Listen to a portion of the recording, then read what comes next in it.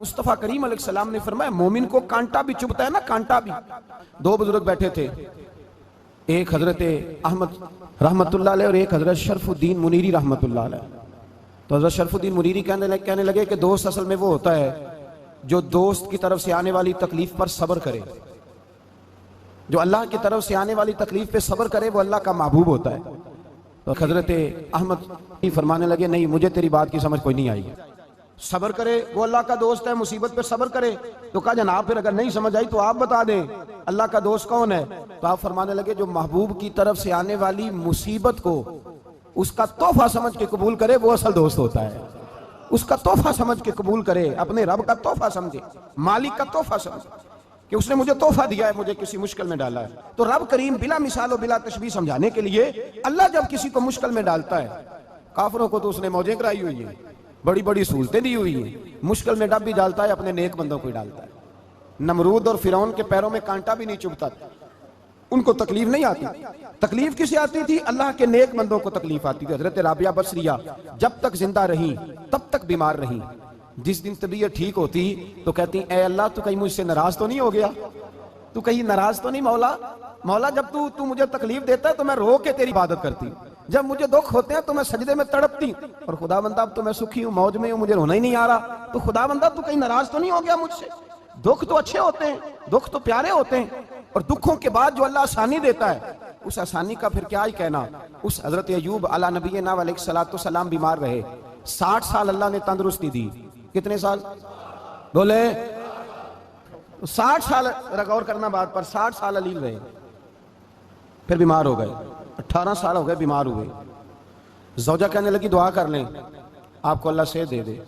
हमें अगर कोई बंदा पूछ लेना कि भाई कभी कोई खास बात तो सुनाओ, तो हम जो सारी जिंदगी सुख के साथ सोए होते हैं वो बात नहीं सुनाते। वो जो एक रात दर्द से नींद नहीं आती उस रात का किस्सा सुनाते हैं। कुछ शुगर की पट्टी भी बांध नहीं चाहते। हजरत अय्यूब 18 साल बीमार रहे। ज़ौजा कहने लगी दुआ कर लो। तो आप फरमाने लगे बीबी से कि सेहत कितनी देर रही? उसने कहा 60 साल। तो आप फरमाने लगे जरा बीमारी को भी 60 साल गुजर लेने दो, फिर दुआ भी कर लेंगे।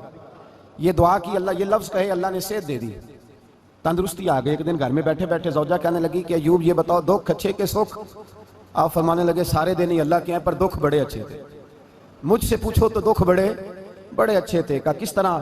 तो हजरत अय्यूब फरमाने लगे जब मैं बीमार था तो 24 घंटे में एक दफा मेरा रब मेरा हाल पूछा करता था। एक दफा मेरा अल्लाह पूछता था अय्यूब तेरा हाल क्या है?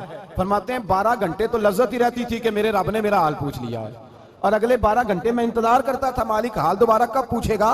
फरमाने लगे अब से तो हो गई है पर अब मेरा रब मेरा हाल तो नहीं ना पूछता। भाई मुश्किलात जो होती हैं वो तो तुझे सजा देती हैं, सवार देती हैं। तुझे याद आता है कोई अपना, जब तुझे दर्द होती है ना, तकलीफ होती है, फिर तेरा दिल करता है कोई कोई कोई कंधा मिले जहां मैं सर रख के रहूं। फिर इसलिए तो किसी दरवेश से किसी ने पूछा था अपना कौन होता है? तो कहा जो तुझे दुख के वक्त याद आए वो तेरा अपना है। जो तुझे ऐन आजमाइश के वक्त याद आए और तुझे उसका नंबर फौरन तेरे मोबाइल पे चलने लगे वो तेरा अपना सजन है, जिसको तू दुख के वक्त याद करे। तो भाई मुश्किलात के बाद जो अल्लाह आसानी देता है। हजरत इब्राहिम को आग में भी फेंका गया, हजरत इब्राहिम अलैहिस्सलाम को सताया भी गया, निकाला भी गया, लेकिन जब इन मुश्किलात से गुजरे तो मेरा रब फरमाता है वइज़ इब्तला इब्राहिम रब्बुहु बिकलिमातिन फअतम्महुन्ना क़ाला इन्नी जाइलुका लिन्नासि इमामा। कहा जब इब्राहिम पूरे उतरे तो फिर हमने उन्हें इमाम बना दिया। या अल्लाह किस तरह की इमामत दी? फरमाया मैंने इतनी आला शान अता की है कि अपने लाडले रसूल को जनाब इब्राहिम की नस्ल में पैदा फरमा दिया। मैंने मुस्तफ़ा को उनकी नस्ल में पैदा कर दिया, क़यामत तक के लिए उनका वक़ार बढ़ा दिया। अल्लाहुम्मा सल्लि अला मुहम्मदिन व अला आले मुहम्मद कमा सल्लैता अला इब्राहीम व अला आले इब्राहीम। उनकी अजमत बढ़ा दी, इसलिए कि जब वो आजमाइश से गुजर करके आए फिर जो आसानी दी। मेरे नबी पाक सल्लल्लाहु अलैहि वसल्लम ने दीन इब्राहिमी की बहुत सारी चीजों को रखा, कहा मैं मिल्लत इब्राहिमी पे हूं। जब कोई मुश्किलात को अबूर करके आता है, जब कोई तकलीफें सह करके आता है, उसके लिए जो अजर होता है, उसके लिए जो फिर अल्लाह कितनी कितनी जरा बड़ी तवज्जो कीजिएगा। लोग समझते हैं फला आदमी मुश्किल में है तो शायद मुश्किल में ही रहेगा, फला आजमाइश में है तो शायद आज। मेरा अल्लाह फरमाता है एक मुश्किल देके मैं 2 आसानियां भी दूंगा।